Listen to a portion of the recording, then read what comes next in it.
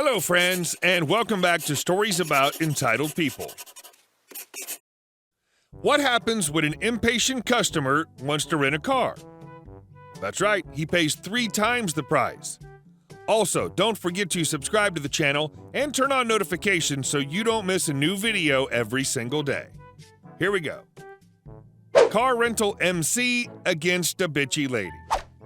I work at a car rental, so my job is to have customers sign the forms and give them the car they rented. We also have a club member discount. This is important later. Everyone can be a club member, and basically it means that we put your details in the system so we can fill out the forms more quickly, and as an added bonus, your own risk on the car is lowered. Normally, if you have an accident or hit a pole or scratch the car, you have to pay anywhere between $600 and $1,250 depending on the car. Club members pay $150 to $350. Keep in mind, being a club member is 100% free, no extra charge, just some nice discounts, and we can help you quicker. Well, meet the bitchy lady. Because I was in the garage helping another customer, she had to wait 5 minutes, which was absolutely unacceptable, of course. Me explaining to her nicely that I was alone in the store at the moment and that the customer before her just needed some extra explanation about the car. BL, just give me the key so I can go.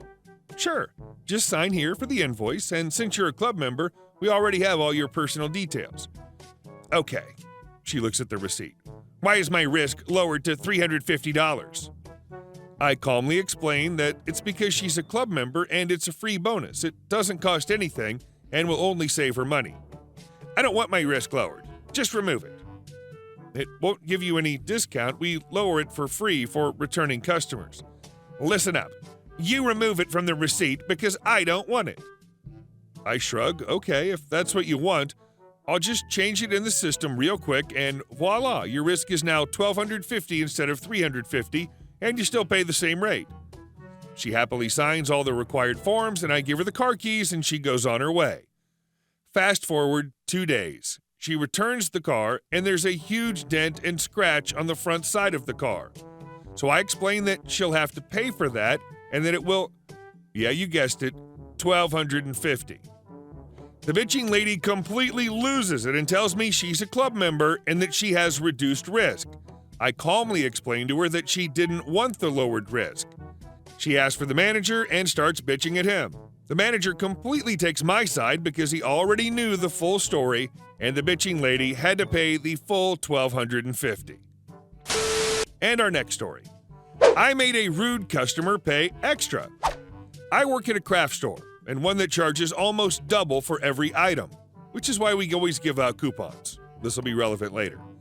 So I finished ringing up a customer and called the next customer, who I'll name RL for rude lady. Her entire attitude is condescending. She's just blatantly rude.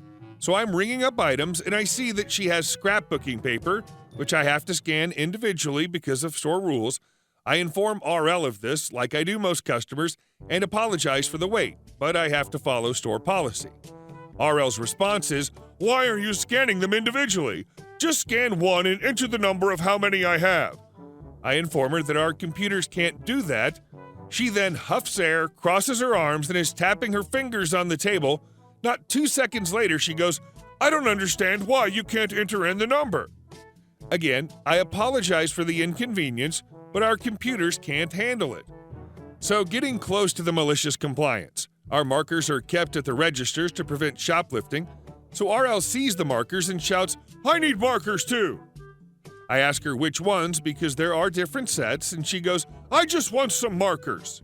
And again, I ask her which ones as I gesture at the selection. She then goes, "Are you stupid? I just want some damn markers." Fine, just some markers, okay. So I glance up at them and pick the one I know is the most expensive, $32.99 without a coupon. I checked other non-craft stores and they sell them for about $13.99 FYI. I scan it, tell her the total for her purchase, she pays, then leaves. That's not the end of it. About a week later, I see RL at the registers. Thankfully, she goes to the register next to me. Here's the ensuing conversation. CW is my coworker. CW, "Hi, how are you doing today?" RL, "I want to return these markers. They're overpriced." "Sure, do you have a receipt?" RL huffs air, then slams the markers and the receipt on the counter. CW is making sure everything was still there, but here comes the problem. RL is missing 2 pieces of the marker set. Sorry to inform you, but we can't take this. It's missing 2 pieces. But I want to return them. Yeah, sorry, there's nothing I can do about it. RL asks to speak to the manager, and CW calls for a manager. My manager tells RL the same exact thing, and after a bit of going back and forth with arguing, RL leaves with her overpriced markers again. I apologize to CW for having to go through that because I was the one who sold her the overpriced markers, but she said it was fine after I told her why I did it. And our next story. Decide to cheat a web designer? Let's go back to January 2014. We design a full working website, 15 pages, one of the best pages in our client's immediate area, by far. And that's not just because it was our work. He literally had crap competitors. We finished the website, try to get a hold of him, and he's traveling for business to find partners and vendors. He asks us to send it live since he'll be meeting a few people, and once he makes it back home, he'll send out the invoice. January 20th. We still haven't heard anything back. We email him. Nothing. We call him. Nothing. We spoof our phone number. Instant pickup, and he gives us a BS excuse that he's been up to his neck with work, but he has us on his schedule. February 20th. Nothing from said client. We decided to pull down his website after sending 10 emails and calling him 5 times and sending 3 warnings.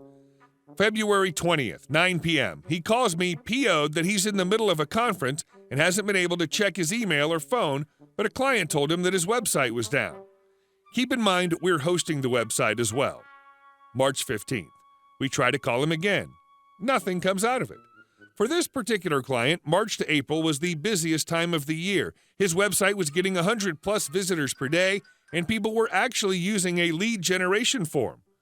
We again decided to shut it down, and he immediately called us back. Due to the fact that you've disrupted my business multiple times, we're not going to pay.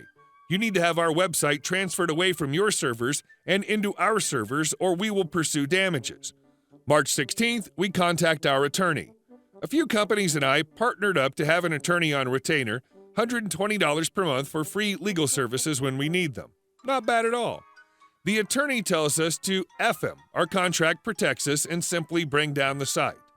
March 17th, we shut down the website and put a for sale advertisement on the site. We start to advertise the website on Facebook and contact several of his competitors. March 17th, client calls and tells us that he's getting an attorney and that I'm not authorized to sell his domain name or website, genericcitykeyword.com, that we were going to sell to him, but he never paid. March 18th, competitor in desperate need of clients calls up. He doesn't really have the money up front, but will meet us with a cashier's check for $1,500 and $500 cash if we can sell it to him. He'll pay us $500 per month for the next 5 months for the rest. March 19th, we transfer the site and our new client instantly gets a call from a new vendor and he pays us the rest of the money that same day. March 21st, we get a lawsuit from an attorney. March 27th, we countersue and go to court. Attorney business. April 20th, we go to court. Ex-client loses. He pays for all our damages and attorney fees and pays us $700 for lost time. Present. Client has a website tonight page, 0 SEO ranking, and has lost a lot of business. His company was one that lived and died through SEO services. He lost 4 employees that ended up getting hired by the guy who bought the website. We saw our new client at a chamber event, and he couldn't be happier. He was about 8 months from going broke, and now he has a business that's expanding. He does lawn care, Christmas light installs, flower shop, pumpkin sales, and Christmas tree sales. Every season, he has something else going on. The website has a page for each of the services and seasons and gets him a bunch of traffic during those times. And our last story. I'm sorry you didn't see me there. I never fit the club scene. I don't like dancing, crowds, or paying for overpriced drinks when I could be sitting at home with a fire in the chimney, and I'm generally a socially awkward person. The one and only time I went to a dance club in my youth served to solidify in my mind that I have no business in clubs, but like many young lads with singular motives, I was there in the company of a lovely young woman and her friend who were otherwise irrelevant to this story. So I was making my way back to the area where my lady friend and her companion were lounging and taking a break from dancing, with a full cup of Coke in hand, suspended around head level as I navigate the crowd. This required crossing the dance floor. Anyone who's been in a packed club knows the routine. Raise your drink up or at above head level, use your free hand as a guiding tool to navigate through the crowd, and take advantage of any gaps you encounter. So in making my way across the dance floor, I grazed past a young woman in a very tight snow-white dress. Although I made no attempt at eye contact, much less any attempt at communicating or dancing with her, she seemed to take exception to my presence, or more likely wrongly assumed I was trying to dance on/with her, and spun around rapidly, proceeding to elbow me rather forcefully in the sternum while scoffing at me. Now normally I would have just moved on with my evening, but something about her demeanor made me feel petty. So without missing a beat, when she elbowed me in the chest, I proceeded to drop the entirety of my full dark brown Coke onto her head and down the entirety of her no longer white dress, exclaiming, "Oh, I'm sorry you didn't see me there." She proceeded to drop to the ground in the middle of a crowded dance floor and threw a tantrum that would make a toddler blush, all while screaming profanities and pointing fingers in my direction. I guess I played it off well enough that no one but me realized I dumped my Coke on her intentionally, because everyone who witnessed the encounter took the impression that she knocked my drink out of my hand and onto herself. I moved back to my companions for the evening, and she sulked her way out of the club in rapid fashion, no doubt to soon tell her friends of the a-hole that ruined her night. Hey guys, thank you all for watching the video, and I'll see you in the next one.